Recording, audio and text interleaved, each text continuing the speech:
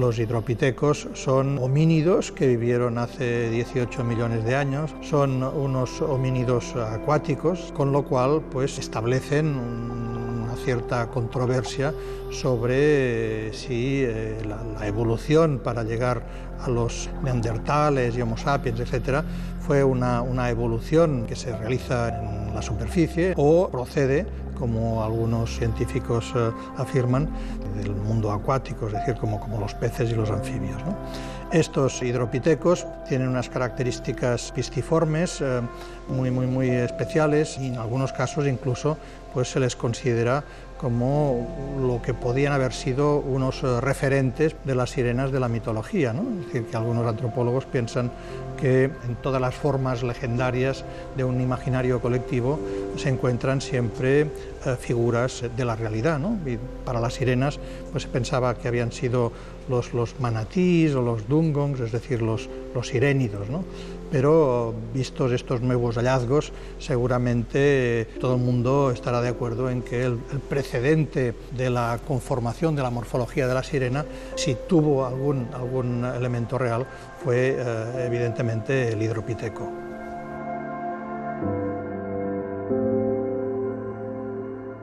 Hola, soy Joan Fontcuberta, soy fotógrafo. Me he venido especializando en temas de la naturaleza. Soy lo que en términos anglosajones se llama un wildlife photographer.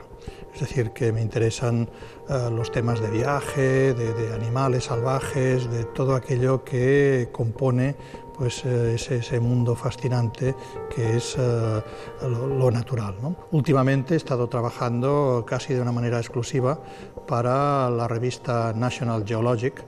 Los que no la conocen podríamos definirla como un modelo que inició hace tiempo y que ha tenido tanto éxito que ha sido National Geographic, ¿no? Entre mis reportajes recientes y tal vez más espectaculares se encuentra toda la documentación que he venido haciendo desde hace ya más de 10 años de los hidropitecos, ¿no? Los hidropitecos fueron descubiertos por azar en la Provenza por un paleontólogo de origen italiano, Jean Fontana. Su familia tuvo que exiliarse a Francia cuando la marcha sobre Roma de Mussolini. La familia, el padre era un obrero de ideología comunista y tuvo que huir ante el peligro de represión que se cernía sobre él, ¿no? La familia se estableció en los alrededores de Digne-les-Bains, que es una localidad en la Alta Provenza, ya en las estribaciones de los Alpes, ¿no?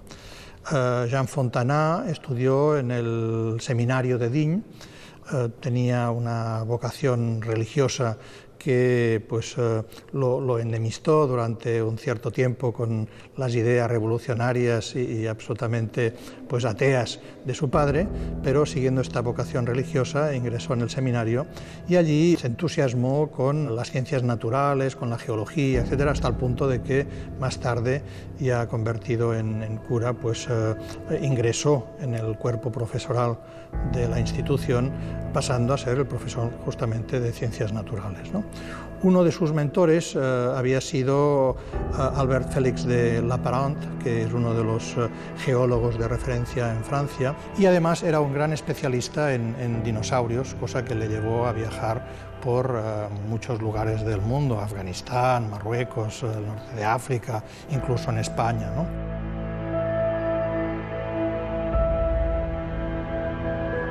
En los años 40, hacia fines de los años 40, fue justamente Lapparent el que, juntamente con su equipo en el que pertenecía, en el que estaba ingresado el joven Jean Fontana, descubrieron el famoso ictiosauro en Digne. Y entonces se establece una relación muy estrecha entre Lapparent y Fontana. Lapparent tiene que marchar justamente a dirigir unas expediciones a África y deja a Fontana como encargado, como coordinador de su equipo en la Provenza, ¿no? Y es en este periodo de ausencia que Fontana en una zona que se llama Saint-Benoît, donde hay unos parajes, una cascada maravillosa, pues encuentra los primeros vestigios de Hydropithecus, ¿no? Efectivamente, al principio pues no saben que se trata de un nuevo homínido, le dan diferentes interpretaciones, pero un estudio más detallado les lleva a resolver que efectivamente se trata de una especie nueva, desconocida hasta entonces, ¿no? Se les denomina Hydropithecus, es decir, monos de agua, porque tenían una apariencia efectivamente como simiesca, tal como son habitualmente los homínidos, pero su característica insólita y realmente espectacular es que carecían de las extremidades inferiores y en cambio tenían una aleta dorsal que seguramente permitía pues, su locomoción, su desplazamiento en el agua, ¿no? Entonces, sin esa aleta dorsal, los Hydropithecus serían muy parecidos a, no sé, el Australopithecus o el Pithecanthropus o otros homínidos mucho más conocidos, ¿no?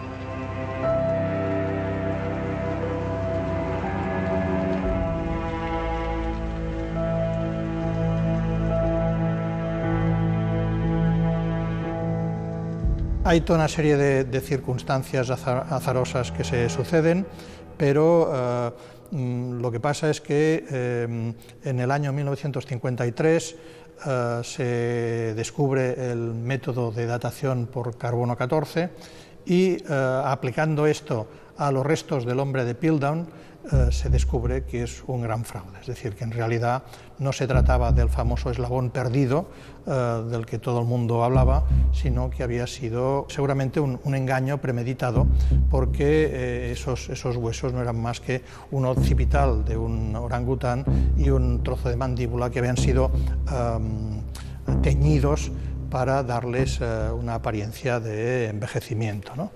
Delante de este fraude, ¿no? Delante de este engaño monumental, pues se produce un gran descrédito respecto a la paleontología y conmocionada, pues la comunidad científica tiene que empezar a actuar con mucha más cautela, ¿no? Fruto de ese clima de desconfianza, Laparant, que repito, se encuentra estudiando unos yacimientos en el norte de África, pues le solicita a su alumno que vuelva a enterrar los fósiles a la espera de que él pueda llegar y se calmen un poco las aguas, ¿no?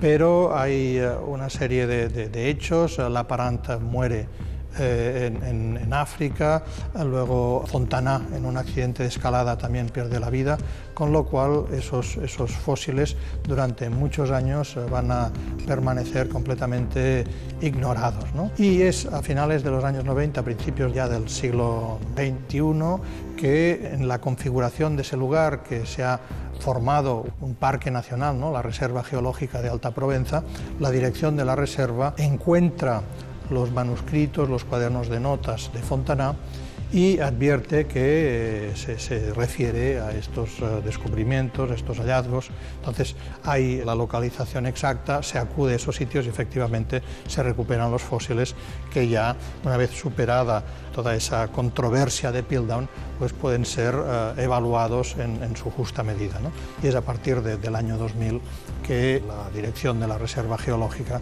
pues hace una remodelación de esos yacimientos de manera que estimula, que favorece la visita tanto de curiosos como especialistas. Desde ese momento pues no han parado de salir publicados estudios tanto académicos como de mera divulgación, ¿no? Y mi trabajo para National Geographic pues seguramente ha contribuido a que la presencia de los hidropithecos en el sur de Francia haya sido todavía más conocido y haya permitido atraer pues a un público interesado en este tipo de cuestiones. Y a partir de entonces pues he ido recibiendo otros encargos porque National Geographic ha ido dosificando pues los reportajes sobre este tema, ¿no? Es decir, lo ha hecho como un tema bandera en su línea editorial. Recientemente, por ejemplo, publicamos el reportaje sobre la sirena de Sanary. Sanary es una pequeña localidad entre Marsella y Toulon y en una de las bahías de la playa de Sanary, en la llamada bahía de Portisol, pues hay unos fósiles que todavía están en el fondo del mar, ¿no? Y que fueron descubiertos casualmente por unos submarinistas aficionados, ¿no? Entonces, un reportaje sobre estos fósiles debajo del agua ha sido la portada, ¿no? y el portfolio importante en uno de los últimos números de National Geologic.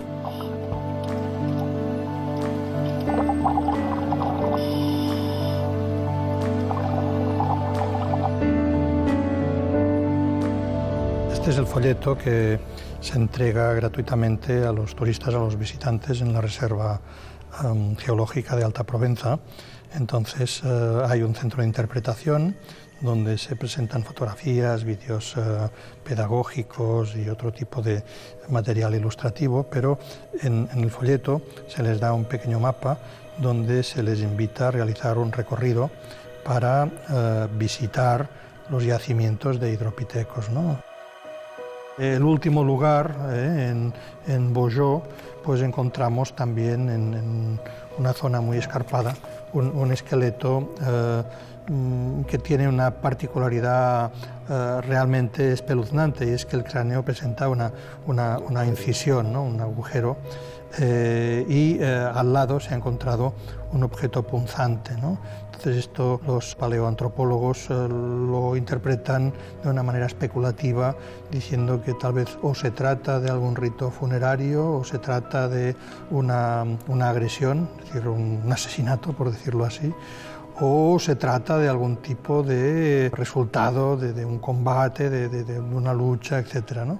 Pero tal vez nos encontramos ante la primera escena de un crimen de la historia, ¿no? Es decir, que ese fragmento pues tiene una extraordinaria importancia de cara al pasado, a la historia, a la evolución que nos ha llevado a ser nosotros humanos, ¿no?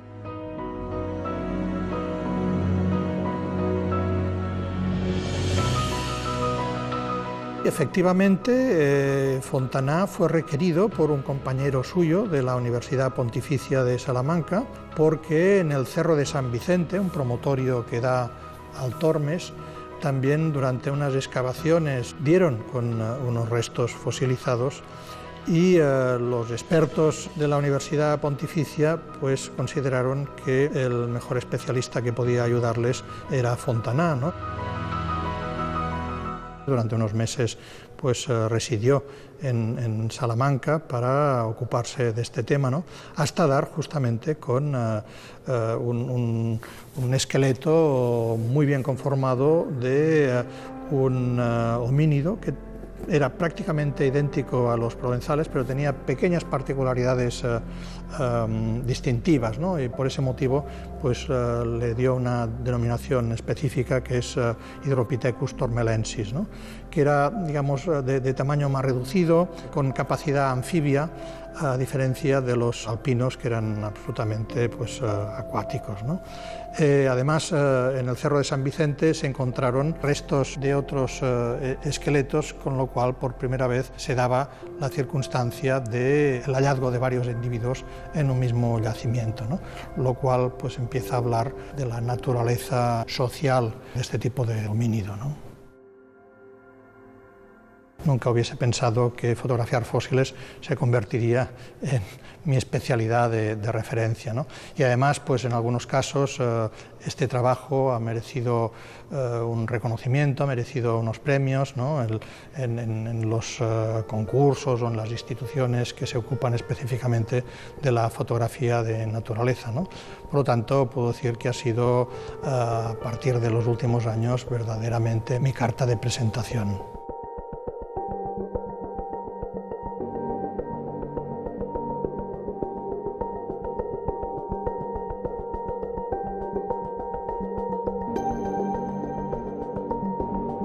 En La Vanguardia, el dominical, publiqué esto como si fuese todo auténtico, ¿no?